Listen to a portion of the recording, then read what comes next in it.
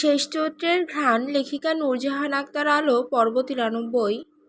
ভাইয়া, ভাইয়া এসেছো? এই যে এদিকে, আমি দেখতে পাচ্ছ আমাকে? কথাগুলো বলতে বলতেই শীতলের কণ্ঠস্বর যেন কান্নায় বুঝে এলো। বন্দি পাখির মতো ছটফট করতে লাগলো। হাত বাড়িয়ে ভাইকে ছোঁয়ার আপ্রাণ চেষ্টা চালালো, কিন্তু লোহার জালের ছোট ছোট ফাঁক গলিয়ে ভাইকে সে ছুঁতে পারল না। বরং শক্তি প্রয়োগ করায় ঘষা লেগে হাতে খুব ব্যথা পেল। আফসোসে বুকখানা ভার হয়ে এলো। ওদের ভাই বোনের মাঝে জালটা না থাকলে এতক্ষণে ভাইয়ের বুকে ঝাঁপিয়ে পড়তো, চিৎকার করে কেঁদে বুকের হাহাকারগুলো কমাতে পারত। খোলসে আবৃত আবরণটুকু ছুঁড়ে আগে শীতল হয়ে যেত, যে শীতল কিছু হলে গড়গড় করে সব কথা উগলে দিতে পারত। সামান্য ব্যথা পেলে চিৎকার করে কেঁদে কেটে বাড়ি মাথায় তুলে রাখত। কেউ বকলে তোতা পাখির ন্যায় অভিযোগের ঝুলি খুলে বসত। কিন্তু এসব যে কিছুই হলো না। শত চেষ্টা করে ভাইকে ছুঁতেও পারল না। এই না পাড়াটুকুতে অসহায় সুরে ডুকরে কাঁদতে লাগলো। আহ, কি করুণ সেই কান্না! এদিকে বোনকে কাঁদতে দেখে সায়নের পাগলপ্রায় অবস্থা। তার চোখ জোড়াও লাল বর্ণ ধারণ করেছে, না চাইলেও টপ টপ করে অশ্রু ঝরে যাচ্ছে। কণ্ঠস্বর যেন বাকশক্তি হারিয়েছে, হাত পা ধীরে ধীরে কাঁপছে, দেহের ভারসাম্য ধরে রাখা কষ্ট হয়ে যাচ্ছে। তবুও কান্না ভেজা কণ্ঠে বহু কষ্টে উচ্চারণ করলো, যে জান বাচ্চা। এতদিন পর ভাইয়ের মুখে ভীষণ প্রিয় ডাক শুনে থমকে গেল শীতল। ওর কলিজাখানা যেন জুড়িয়ে গেল। সে ছটফটিয়ে জবাব দিল, এই যে আমি। কাঁদে না পাখি, ভাইয়া এসে গেছি, এবার সব ঠিক হয়ে যাবে। আসতে এত দেরি করলে কেন ভাইয়া? আমি যে তোমার অপেক্ষাতেই ছিলাম। তা ঠিক আছো তো তুমি? ব্যথা সেরেছে তোমার? ডাক্তার কি বলেছে? বন্দি দশাতেও তার জন্য ব্যাকুল হতে দেখে সায়ন জালে মাথা ঠেকিয়ে কাঁদতে লাগলো। কে বলে সে এতিম, কে বলে চৌধুরীরা তার কেউ না। ঠিক এই কারণে চৌধুরীদের রক্তের না হয়ে পড়ে আছে চৌধুরী নিবাসে। কে কি ভাবলো তার হিসাব না কষে, বরং উপলব্ধি করেছে বাড়ির মানুষরা তাকে কিভাবে দেখছে, কিভাবে গ্রহণ করছে। যখন দেখলো বাড়ির সবাই তাকে শাসনের আড়ালে ভালোবাসে, তখন নিজেকে কখনো পর ভাবার অবকাশ পায়নি সে। এজন্য নিজেকে কখনো এতিম বলেও মনে হয়নি। তাছাড়া শাহরিয়ার চৌধুরীর সবচেয়ে শক্তি হলো তার ভাই বোনেরা। যার এমন ভাই বোন আছে, সে এতিম হতে পারে? পারে না, কখনো না। যারা তাকে এতদিন স্নেহের চাদরে মুড়িয়ে রেখেছে, সম্মান দিয়েছে, অসহায় হয়েও ভাই হওয়ার অধিকার দিয়েছে, মুখ ভর্তি করে ভাইয়া ডেকে বুক ভরিয়ে দিয়েছে, শান্তির জীবন দিয়েছে, তারাই যে তার মূল শক্তি, তার এগিয়ে যাওয়ার অনুপ্রেরণা। শুধু তারা পাশে থাকলে শাহরিয়ার চৌধুরী কোনোদিন গরিব হবে না। সে এটাও ভাবে, তার জীবনের বিনিময়ে যদি কখনো তার ভাই বোনের মুখে হাসি ফোটে, তাহলে হাসতে হাসতে জীবন বিসর্জন দেবে। কিন্তু সেই সুযোগ হলো কই? হলো না, পারল না। বরং তাকে বাঁচাতে গিয়ে ভাই বোনদের জীবন থেকে সুখ হারিয়ে গেল, হাসি মুছে গেল। এই আফসোস মুছবে কিভাবে সে? কিভাবে এই ক্ষত সারাবে? সায়নকে এভাবে কাঁদতে দেখে শীতল বারণ করেই যাচ্ছে, আদুরে সুরে ডাকছে, কিন্তু সায়ন যেন আজ আর নিজেকে সামলাতেই পারছে না। অগত্যা শীতল জালের ফাঁক গলিয়ে এক আঙুল ঢুকে ভাইয়ের চোখ ছুলো। আঙুলের ডগার সাহায্যে ভাইয়ের চোখ মুছে দিয়ে ব্যাকুল হয়ে বলল, তোমাকে কাঁদতে দেখলে আমার খুব কষ্ট হচ্ছে। থামো ভাইয়া, প্লিজ থামো। শীতলের বাড়িয়ে দেওয়া আঙুল কপালে ঠেকিয়ে অঝরে কাঁদতে লাগলো সায়ন। তার কলিজাখানা কেউ যেন যত্ন করে থেতলে দিচ্ছে। তার কষ্ট আরও দ্বিগুণ হয়েছে, কারণ তার আদরের বোনটা তার জন্যই হাতে অস্ত্র তুলে নিয়েছে, গায়ে খুনি তকমা লাগিয়েছে। বাড়ির বাইরে এক রাত না থাকা মেয়েটা এখানে পড়ে আছে। যাদের সম্পর্কের সূচনা তার হাত ধরে হয়েছিল, আজ তারই কারণে দুই চড়ুই আলাদা। তাদের ছটফটানি মানা যায়, সহ্য করা যায়, কি করে বোঝাবে? শুদ্ধ শীতলের এই দূরত্ব মানতে পারছে না সে। ওদের বুক চাপা কষ্ট দেখলে শ্বাসটা যেন আটকে আসছে। ভাই বোনদের কিচিরমিচিরে আগে বাড়িটা সবসময়ই পূর্ণ থাকতো, সুখ যেন উতলে উঠত বাড়ির আনাচে কানাচে।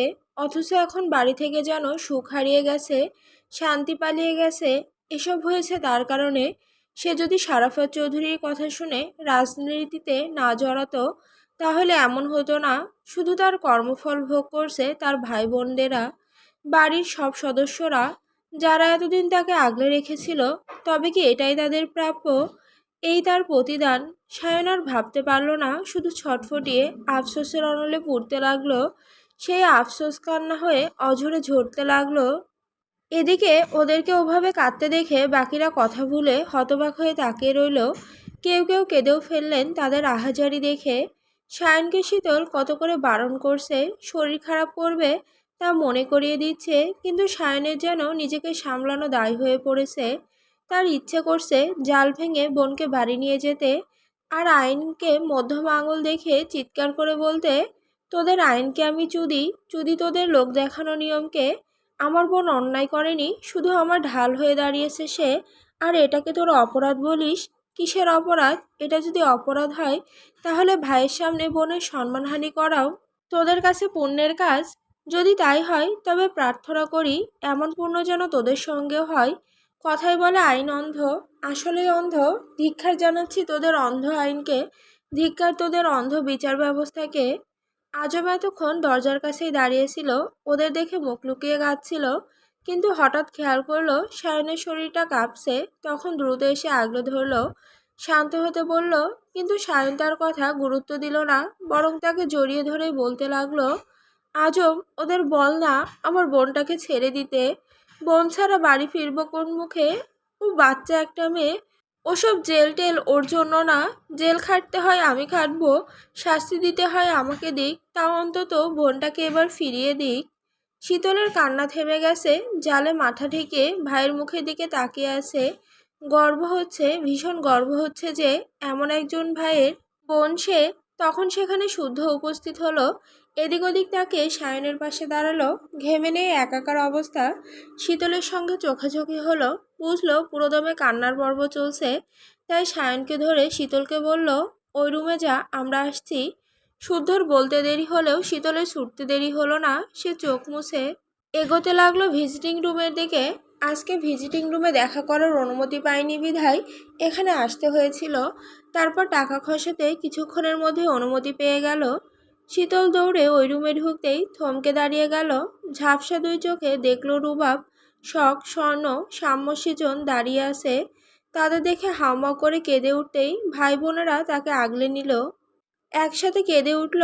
সায়ন প্রবেশ করলে সেও যুক্ত হলো।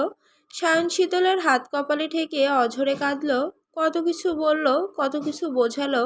এক সময় শীতল কাঁদতে কাঁদতে তাকে সবচেয়ে বেশি আঘাত দেওয়া মানুষটার নামে অভিযোগ দিল। ভাইয়া, বাবা, বাবা আমাকে ফাঁকি দিয়েছে, আসবো বলে আসেনি, মিথ্যে বলেছে আমাকে। কত কাঁদি, কত ডাকি, তাও আসে না। আচ্ছা, কবরে কি মেয়ের ডাক পৌঁছায় না? সায়ন জবাব দিতে পারল না। রুবাব, শখ, স্বর্ণ ডুকরে কেঁদে উঠল। বুকে জমা হাহাকারগুলো একে একে উগলে দিতে লাগলো শীতল। শুদ্ধ নীরবে দাঁড়িয়ে দেখল ভাই বোনদের মেলবন্ধন। আজমও শুদ্ধের পাশে দাঁড়িয়ে হাসতে হাসতে চোখ মুছছে। কি আশ্চর্য, চোখ মুছতে না মুছতেই আবার ভিজে যাচ্ছে। এদিকে টাইম দেখে শুদ্ধ স্মরণ করিয়ে দিল, হাতে আছে আর মাত্র 10 মিনিট। 10 মিনিট শুনে বহু কষ্টে তারা নিজেদের সামলে নিল, স্বাভাবিক হওয়ার আপ্রাণ চেষ্টাও চালালো। সায়ন তখন শীতলের চোখ মুছে দিয়ে ঠোঁটে ফুটিয়ে বলল, কিরে পাজি, তোর জন্য নাকি আমার ভাইকে জরিমানা দিতে হয়েছে? এটা কি ঠিক হয়েছে? বেচারা ভাই আমার। শীতল প্রথমে ওর কথার মানে বুঝতে পারেনি, পরে বুঝে শুদ্ধের দিকে তাকিয়ে ছলছল চোখে ফিক করে হেসে ফেলল। তার দেখে বাকিরাও হাসলো। তখন রুবাব শীতলের মাথায় হাত বুলিয়ে বলল, আর কাঁদে না বোন, এবার সব ঠিক হয়ে যাবে ইনশাল্লাহ। হবে, তবে 1 বছর পর। আরে না। কিন্তু রায়। এবার শীতলের মুখের কথা কেড়ে নিয়ে সায়ন জবাব দিল, ওসব রায়ের গুষ্টি গিলাই। শীতল হাসলো, চোখ মুছে সাম্যসীজনকে কাছে টেনে নিল। হাসতে হাসতে ওদের ছোট্ট বুকে মাথা রেখে বলল, লাল পেয়ারা গাছে পেয়ারা ধরেনি, ডাসা ডাসা হয়েছে কি? খবরদার ওদিকে ভুলেও তাকাবি না, খুব মারবো কিন্তু। তার কথা শুনে পাজি দুটো ফুফিয়ে ফুফিয়ে বলল, মিস ইউ আপু, তাড়াতাড়ি বাড়ি ফিরো, তোমাকে ছাড়া আমরা কেউ ভালো নেই, একটুও ভালো নেই। ছোট ভাইদের কথায় শীতল তাদের হাতের উল্টো পিঠে চুমু খেলো। তারপর শুদ্ধকে দেখিয়ে হঠাৎ বলল, বলতো ওইটা কে? ওর কথা শুনে সাম্যসীজন ড্যাব ড্যাব করে তাকিয়ে রইল। শুদ্ধ ভাইকে শীতল আপু চিনতে পারছে না, কাঁদতে কাঁদতে সব ভুলে গেল নাকি? তারা উত্তর দিচ্ছে না দেখে শীতল তাড়া দিয়ে পুনরায় বলল, কিরে বল। শুদ্ধ ভাইয়া, না, ওইটা আমার বর আর তোদের দুলা ভাই। এবার বল কি ভাই? দুলা ভাই।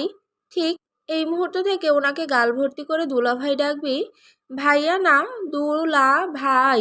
যখন যেটা ইচ্ছে করবে আবদার করবি, যতক্ষণ না দিবে ততক্ষণ মাটিতে শুয়ে গড়াগড়ি করবি। দরকার হলে তোদের দাবি না মানা পর্যন্ত পা ছাড়বি না, মনে থাকবে। শীতলের কথা শুনে বাকিরা মুখ টিপে হাসলেও সাম্যসীজন ভয়ে ভয়ে শুদ্ধের দিকে তাকালো। সায়ন রূপক ভাই হলেও একটা কথা ছিল, কিন্তু শুদ্ধ ভাইকে একটু ভয়ই লাগে। এদিকে শুদ্ধ নিশ্চুপ হয়ে দেখছে তার ব্যাঙাচির দুষ্টুমি। কতদিন পর ওই ঠোঁটে দুষ্টু হাসি ফুটল, চোখে ভাসলো তাকে জ্বালানোর প্রবণতা। এদিকে তাদের সময় শেষ। সুন্দর মুহূর্তগুলো কেন যে তাড়াতাড়ি চলে যায়। মনে হলো দুটো কথা বলতে না বলতেই সময় ফুরিয়ে গেল। আরও কত কথা জমা থেকে গেল। অগত্যা বুক চাপা কষ্ট নিয়ে সবাইকে ছলছলে চোখে বিদায় নিতে হলো। ধীরে ধীরে এগিয়ে গেল তারা। শীতল সূর্যের দিকে একবার তাকে মিষ্টি করে হাসলো। কি চমৎকার সেই হাসি! হাসতে হাসতে তার গাল ভিজে গেল। এবারও শুদ্ধ নির্বাক হয়ে তাকিয়ে রইল। শীতল গেলে সেও চলে যাবে। শীতল 2 পা বাড়িয়ে দ্রুত ফিরে এলো। দরজার কাছে পাহারা দেওয়া পুলিশ সিসি ক্যামেরা তোয়াক্কা করে শুদ্ধের বুকে ঝাঁপিয়ে পড়ল। পাহারাদার এতক্ষণ তীক্ষ্ণ দৃষ্টিতে রুমের ভেতরে নজর রাখছিলেন। মূলত ওনার কাজই এটা। এতক্ষণ ধরে ভাই বোনদের কান্না কিংবা এই মুহূর্তের ঘটনা কোনোটাই ওনার দৃষ্টিগোচর হলো না। খুব ভালো করে জানেন এদের ব্যাপারে, তাই দৃষ্টি সরিয়ে নিলেন। কতদিন পর শীতল শুদ্ধের গলায় মুখ ডুবিয়ে জোরে জোরে শ্বাস টানল। বিড়বিড় করে বলেই ফেলল, খুব মিস করি। শুদ্ধ তাকে আরো শক্ত করে বুকের ভেতর আগলে নিল, মাথায় আদর রাখলো। তারপর শীতলের কথার ধারণা ঘেঁষে বলল, শুকনো খাবার আর ফলমূল এনেছি, একটাও যেন নষ্ট না হয়। আগেও বলেছি সুস্থ থাকতে হবে, নিজের যত্ন নিতে হবে। আমি কি বলছি কানে ঢুকছে? আর একটা কথা, পেট ব্যথা করে বা অন্য কোনো সমস্যা? শীতল না বোধক মাথা নাড়ল, অর্থাৎ করে না। তারপর কয়েক সেকেন্ড চুপ থেকে শীতল বলল, আমার না ওই স্মেলটা খুব ভালো লাগে। কোন স্মেল? বেবিদের গায়ের স্মেল। শুদ্ধ নিশ্চুপ, বুঝতে বাকি রইল না তার কথার মানে। সে আরেকটু শক্ত করে বুকে জড়িয়ে নিয়ে বলল, এবার যেতে হবে। সাবধানে যাবেন। হুম। আবার কবে আসবেন? রোজ আসা তো সম্ভব না, আগের মতোই শুক্রবার অবশ্যই আসবে। আচ্ছা। দুজনের কারোই পা উঠছিল না, ছেড়ে যেতে মন টানছিল না। খুব ইচ্ছে করছিল সময় এখানেই থমকে যাক, কিন্তু সেটা তো আর সম্ভব না। তাই দুজনকে 2 পথে পা বাড়াতে হলো। শুদ্ধ বাইরে এসে দেখে বাকিরা তার অপেক্ষায় দাঁড়িয়ে আছে। শুদ্ধ আরেক জায়গায় যাবে, তাই তাদের চলে যেতে বলল। সায়ন শুদ্ধকে একা ছাড়বে না, অসুস্থ শরীরেই শুদ্ধের সঙ্গে যাওয়ার জন্য গাড়িতে চেপে বসলো। অগত্যা রুবাব বাকিদের নিয়ে রওনা হলো, আর শুদ্ধ অন্য পথ ধরল। কেন জানি সায়ন একেবারে নিশ্চুপ হয়ে গেছে, চোখের উপর এক হাত রেখে চুপ করে বসে আছে। বিদায় মুহূর্তে শীতল কেমন মায়া মায়া চোখে তাকিয়েছিল। ছলছল চোখ দুটো যেন তাকে চিৎকার করে বলছিল, আমাকেও নিয়ে যাও না ভাইয়া, আমিও বাড়ি যাব, আমার আম্মুর কাছে যাব। এখানে আমার ভালো লাগে না, তোমাদের ছাড়া সময় কাটে না, কষ্ট হয় আমার, খুব কান্না পাই। তখন চট করে বুঝে গিয়েছিল বোনের চোখের ভাষা। চোখে ভাসতে আদুরে মুখখানা, শখ বরাবরই ঘর কোনো, লাজুক, না ডাকলেও কাছে ঘেঁষে না। তার মানে এই না সে ভাইদেরকে কম ভালোবাসে, কিংবা ভাইয়েরও তাকে কম ভালোবাসে। আসলে শীতলদার মতো বাচাল, তাই দুজনের জমতো বেশ। শীতলের মুখে ডাক হাঁক বেশি, যার কারণে ওর প্রতি মায়াও একটু বেশি। এসব ভাবতে ভাবতে পুনরায় তার চোখ জোড়া ভিজে উঠল, অশ্রু ঝরে গেল নিজের অজান্তেই। তখন শুদ্ধ গাড়ির হুইল ঘোরাতে ঘোরাতে মলিন হেসে বলল, একদিনে কাহিল হলে চলবে, আমার দিনগুলো তো এভাবেই কাটছে, এভাবেই তাকে দেখে আসি, বুকে পাথর চেপে একা রেখে আসি। এ কথা শুনে সায়ন আর নিজেকে সামলাতে পারল না, শুদ্ধকে জাপটে ধরে শব্দ করে কেঁদেই ফেলল। আতর্কিতে শুদ্ধ দ্রুত গাড়ির ব্রেক কষল। সায়নের তপ্ত চোখের জলে মুহূর্তে ভিজে উঠল শুদ্ধের কাঁধ। কেন জানি সায়নকে কাঁদতে দিল শুদ্ধ। নিজে কাঁদতে না পারলেও ভাইকে কাঁদার সুযোগ দিল।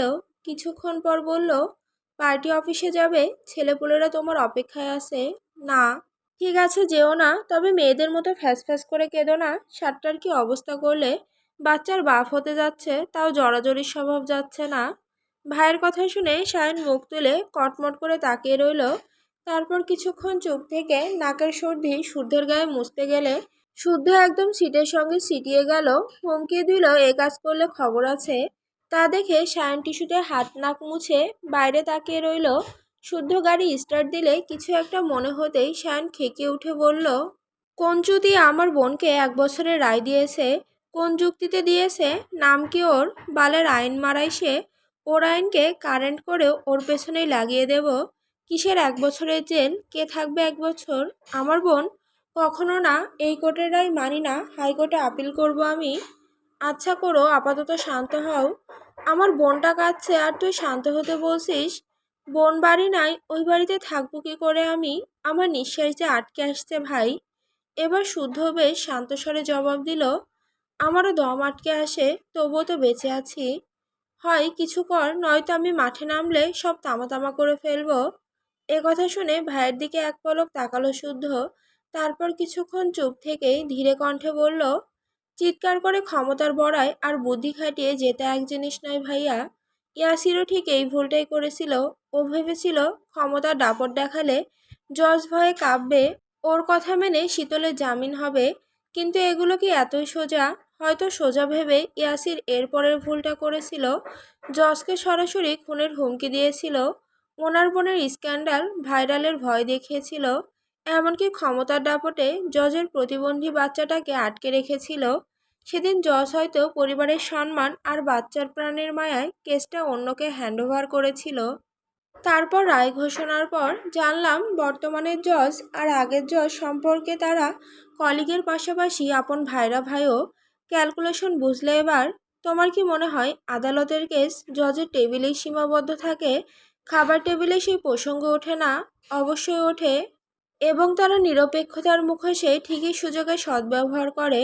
এখন সেই হিসেবে ইয়াসিরের ভুলের মাসুল শীতলকে দিতে হচ্ছে। এখন তুমি যদি চাও তাহলে তোমার ক্ষমতাও দেখাতে পারো, তাতে আমার বিন্দুমাত্র আপত্তি নেই। দিন শেষে আমি তো আছি এসব সামাল দেওয়ার জন্য। সায়ন জবাব দিল না, বরং একদৃষ্টিতে ভাইয়ের দিকে তাকিয়ে রইল। শুদ্ধের শেষের কথাখানায় অভিমান খুঁজে পেল। পরক্ষণেই তার দৃষ্টি নত হয়ে এলো, আর ভাবতে পারল না। এসি ঠান্ডা বাতাসেও দরদর করে ঘামতে লাগলো। তখন শুদ্ধ পুনরায় বলল, আমি থেমে নেই, হালও ছাড়িনি। একটু ধৈর্য ধরো, এখন আবেগের বশে ভুল করা যাবে না। তোমার আমার একটা ভুলে তীরে এসে তরি ডোবার মতো হবে, আর এর খেসারত দিতে হবে তোমার বোনকে।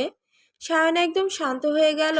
শুদ্ধ ভাইয়ের মনের অবস্থা বুঝে মুচকি এসে জিজ্ঞেস করলো, মন কি খুব বেশি খারাপ? তা আইসক্রিম কিনে দেবো নাকি ফুল, চুমু? ছি! শুদ্ধকে মুখ কুচকাতে দেখে সায়ন হেসে ফেলল। তারপর উকিলের সঙ্গে কথা বলে কিছু কাগজপত্র যাচাই বাছাই করে দুই ভাই বাড়িতে ফিরল। বাড়ি ফেরা মাত্রই সাম্যসীজন শুদ্ধকে পানি এগিয়ে গেল। সঙ্গে শীতলের শিখিয়ে দেওয়া কথা মতো প্রতিটা কথায় দুলাভাই ডাকটা যুক্ত করল। শুদ্ধ ভ্রুজোড়া কুচকালে পাজি দুটো দূরে দাঁড়িয়ে খিলখিল করে হাসতে লাগলো। কাছে ডাকলেও এলো না। সারাদিনে যতবারই শুদ্ধের সঙ্গে দেখা হলো ততবারই দুলাভাই ডেকে কান ঝালাপালা করতে লাগলো। এই নিয়ে বড়রা না চাইতেও হেসে ফেললেন। অনেকদিন পর কিছু মুহূর্তের জন্য বাড়ির ড্রয়িং রুমে তাদের কিচিরমিচির শোনা গেল। শুদ্ধ আর দাঁড়ালো না, রুমে গিয়ে ফ্রেশ না হয়ে শুয়ে পড়ল। তারপর বুকের বাঁ পাশে হাত রেখে একা একাই বিড়বিড় করে, আমারও ভালো লাগে, ভীষণ ভালো লাগে বেবিদের গায়ের স্মেল। পরের দিন সকালবেলা সকালে নাস্তা সেরে আজমের সঙ্গে পার্টি অফিসে এসেছে সায়ন। ভীষণ কষ্ট হয়েছে হাঁটতে, তবু এসেছে। তাকে দেখে দলের ছেলেরা যেন হাতে চাঁদ পেয়েছে। কত গল্প হলো, হাসাহাসি হলো। পূর্বের ফুর্তিবাজ ভাইকে পেয়ে তারাও ভীষণ খুশি হলো। জোর গলায় বলল, মেয়ের পথ শাহরিয়ার ভাইয়ের জন্য বরাদ্দ। এই শহরে রাজা হয়ে দাপিয়ে বেড়াবে শাহরিয়ার ভাই। ভাইকে মেয়র আসনে দেখা তাদের কতদিনের স্বপ্ন। অবশেষে তাদের স্বপ্ন সত্যি হতে যাচ্ছে। এবং আবদার জুড়ে বসলো, নির্বাচনের ফল প্রকাশের পরপরই বিদেশি ব্র্যান্ডের কিছু টেস্ট করাতে হবে। সায়ন গালি দিলে তারা বেহায়ের মতো হেসে উঠল। কথায় কথায় আরও শুনল তার অনুপস্থিতিতে শুদ্ধের কথা মতো নাকি প্রচার চালিয়ে গেছে। জনগণকে তাদের দলে টানতে অনেক কিছুই করেছে। সব মিলিয়ে জনগণ তাদের সাপোর্টে, তার জয় নিশ্চিত। আবু সিদ্দিকেও ভয়ে গা ঢাকা দিয়েছে, তার হদিশ পাওয়া যাচ্ছে না। রবিও একটু কাবু হয়েছে, আগের মতো দাপটে চলে না। সব শুনে সায়ন হাসল। তারপর আরও কিছুক্ষণ সেখানে থেকে আজমকে নিয়ে কোথায় যেন গেল। কোথায় গিয়েছিল কাউকে বলেনি, তবে শুদ্ধের কাছে ঠিকই খবর চলে এলো যে সায়ন নিজেকে নির্বাচন বাতিল করার আবেদনপত্র জমা দিয়ে এসেছে। সে রাজনীতি করবে না, আর না করবে নির্বাচন। শেষ মুহূর্তে সেও আবেদনপত্র যেন মঞ্জুর হয়, তাই হসপিটালের রিপোর্ট জমা দিয়েছে। হঠাৎ এ কাজ কেন করলো, কি ভেবে করলো? মেয়র হওয়া ভাইয়ের স্বপ্ন ভেবে নিজে এতদিন খেটেছিল। এত ঝড়ঝাপটার মাঝেও তাকে কেউ দমিয়ে রাখতে পারেনি। বিপক্ষ কারো হুমকিতে পিছিয়ে যায়নি, ভয় পায়নি। তবে জেদ ধরে রেখেছিল, যে আসনের জন্য ভাইয়ের রক্ত ঝরেছে সেই আসনই দখল করবে, সেই ভাইকে বসিয়ে তারপর দম ছাড়বে। অথচ ভাই এসেই কিনা এমন একটা সিদ্ধান্ত নিল। একবার জানানোর প্রয়োজনও মনে করলো না। এতদিনের করা সব কষ্ট বিফলে গেল। তাই শুদ্ধ সিদ্ধান্ত নিল, সায়ন না বললে সেও আগ বাড়িয়ে কিছু বলবে না।